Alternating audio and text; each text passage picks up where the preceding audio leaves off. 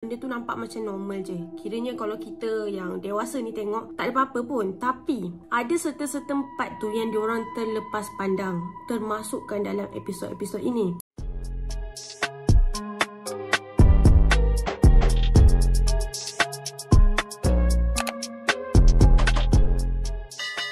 Hi guys, Assalamualaikum. Welcome back to my YouTube channel. Hi guys. Okay guys, so hari ni kita nak cerita pasal episod-episod terlarang dalam cerita kartun SpongeBob guys. Oh, who lives in a pineapple under the sea? SpongeBob SquarePants! Absorbent and yellow and porous is he. SpongeBob SquarePants! Korang mesti tahu kan kartun SpongeBob ni, dia memang sangat-sangat famous. Bukan hanya di Malaysia, tapi di luar negara guys. So, korang pernah terfikir tak cerita kartun SpongeBob ni sebenarnya ada tak edikan-edikan yang tak sepatutnya dimasukkan?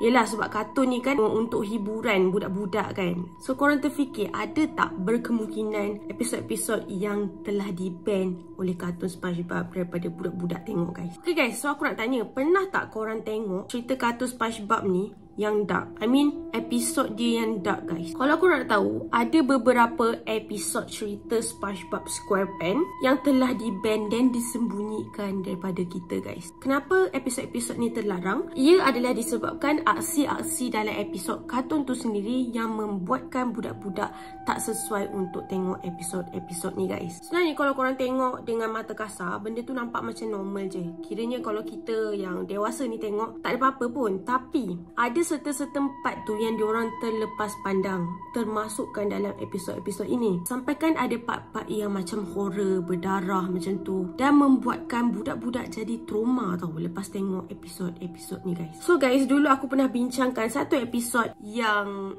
sangat-sangat disturbing dalam SpongeBob, iaitu episod yang bertajuk The Red Mist. So, singkat cerita, aku akan simplifykan episod itu, di mana dalam episod tu sumpah scary gila tau. Squidward dia start berlatih untuk main clarinet dia sebab dia kata dia ada konsert. And then tiba-tiba ada seseorang yang ketuk pintu rumah Squidward. Rupa-rupanya yang datang tu adalah salesman, dan dia pujuk Squidward untuk beli barang dia. Tapi Squidward tolak. Lepas tu bila dia masuk and then dia pusing balik, dia nampak mata salesman tu tiba-tiba bertukar menjadi warna merah, dan salesman tu cakap the red mist is coming. So Squidward buat tak tahu je lah. Dia sambung berlatih, dia main clarinet, and then tiba-tiba dia dengar suara SpongeBob dan juga suara Patrick bermain kat luar rumah. Kira macam bising lah. And then the sound. Lepas tu dia teruskan latihan. Tiba-tiba masa dia start nak teruskan latihan tu, tiba-tiba keadaan jadi warna merah menyala tau guys. Rupa-rupanya waktu tu konsert dah tiba dan semua benda jadi seram, sampaikan Squidward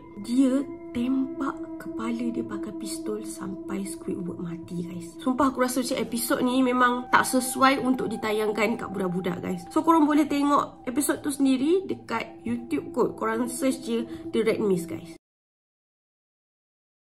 Okay guys, so episod seterusnya dalam kartun SpongeBob yang aku rasa memang tak sesuai langsung untuk budak-budak tengok adalah episod yang bertajuk Ink Lemonade. Okay guys, so episod ni dia pasal SpongeBob dan Patrick dia berniaga dekat luar rumah dia. Yelah, diorang kan berjiran kan. Patrick dia pergi buka gerai lemonade macam tu lah, gerai air limau untuk mengisi waktu lapang dia. Pada awalnya tak ada siapa yang datang kedai tu. Kira macam sendu lah kedai tu. And then secara tak sengaja SpongeBob dia membuatkan Squidward terkejut. Dan time tu Squidward dia mengeluarkan dakwat hitam daripada hidung dia tau. Yelah, macam kita tahu yang Squidward ni adalah seekor sotong kan. So waktu dia terkejut tu, dia punya terkejut sampaikan terkeluar dakwat hitam dalam hidung Squidward kan.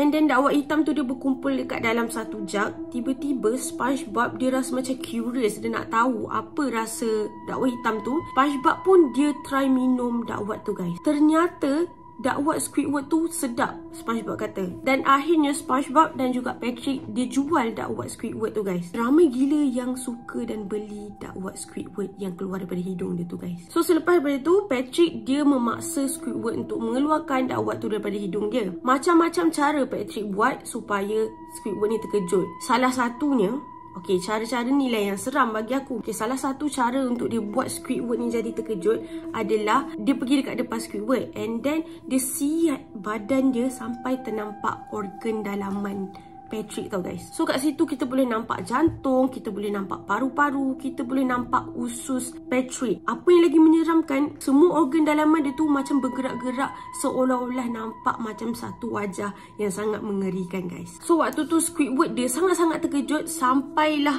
dia terkeluarkan dakwat hitam yang banyak daripada hidung dia guys. So kat sini kita nampak lah Patrick ni dia punyalah desperate sampaikan dia sanggup melukakan diri dia untuk dapatkan dakwat tu untuk meniaga guys. Korang rasa episod ni dark tak? Bagi aku memang cukup dark untuk budak-budak tengok guys. Macam tak sesuai langsung, faham tak? So that's why lah episod ni telah di-ban daripada kartun episod SpongeBob guys. So episod yang seterusnya, episod yang bertajuk Code Yellow. Okay, so waktu ni SpongeBob dia tengah jalan-jalan and then dia ternampak Squidward dekat tengah jalan. Lepas tu dia perhatikan muka Squidward ni, tiba-tiba dia tengok hidung Squidward ni sangat-sangat jijik dan buruk gila tau. So, waktu tu SpongeBob dan Squidward dia pun pergilah jumpa doktor, pergi hospital jumpa doktor untuk buat operasi pembedahan plastik. Masa tu Squidward dah baring. Tiba-tiba korang tahu tak siapa yang jadi doktor?